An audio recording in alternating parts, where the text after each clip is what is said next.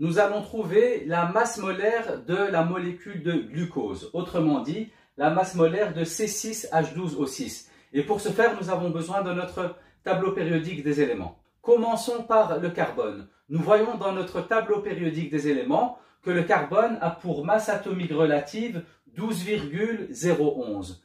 Découle de la masse atomique relative AR le nombre de masse grand A.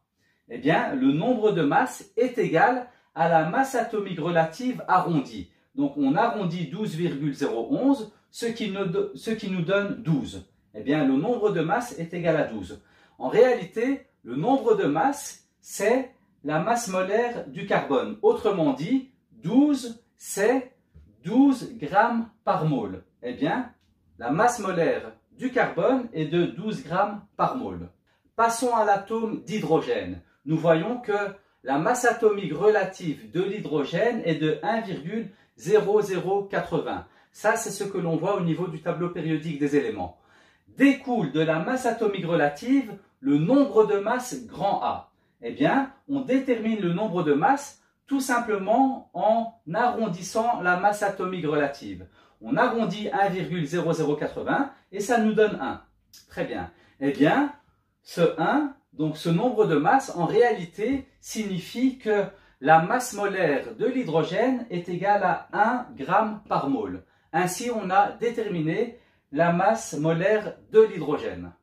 Passons à l'atome d'oxygène. Dans le tableau périodique des éléments, nous voyons que la masse atomique relative grand A petit r de l'oxygène est de 15,9994. Très bien. Découle de la masse atomique relative le nombre de masses. Le nombre de masses, c'est la masse atomique relative arrondie. On arrondit donc 15,9994, ça nous donne donc 16. 16, c'est le nombre de masses, mais c'est aussi la masse molaire de l'oxygène. Autrement dit, la masse molaire de l'oxygène est de 16 grammes par mole. Maintenant que nous avons déterminé la masse molaire du carbone, de l'hydrogène et de l'oxygène, l'étape suivante est de compter le nombre d'atomes de chaque sorte que l'on a. Et nous voyons que nous avons 6 atomes de carbone, 12 atomes d'hydrogène et 6 atomes d'oxygène. Très bien. Donc à partir de là, nous allons effectuer notre calcul pour déterminer la masse molaire du glucose.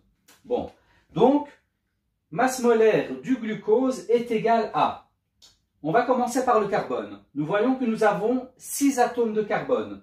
Donc je note 6, qui est le nombre d'atomes de carbone, fois la masse molaire du carbone, donc fois 12 grammes par mole. 6 fois 12 grammes par mole plus.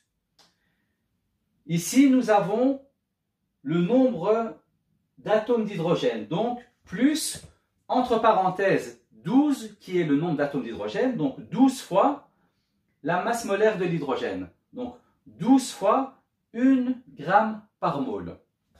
Ensuite, on note plus et on s'occupe de l'oxygène. Donc nous voyons que nous avons 6 atomes d'oxygène, donc plus 6 fois la masse molaire de l'oxygène, donc 16 grammes par mole. Donc plus 6 fois 16 grammes par mole. Et lorsque l'on additionne tous ces nombres, nous voyons que nous obtenons 180 grammes par mole. Et 180 grammes par mole, c'est la masse molaire de notre molécule de glucose. Donc, autrement dit, de notre molécule de C6H12O6. Et ainsi, nous avons terminé notre exercice. Merci d'avoir suivi cette vidéo et bon travail à tout le monde.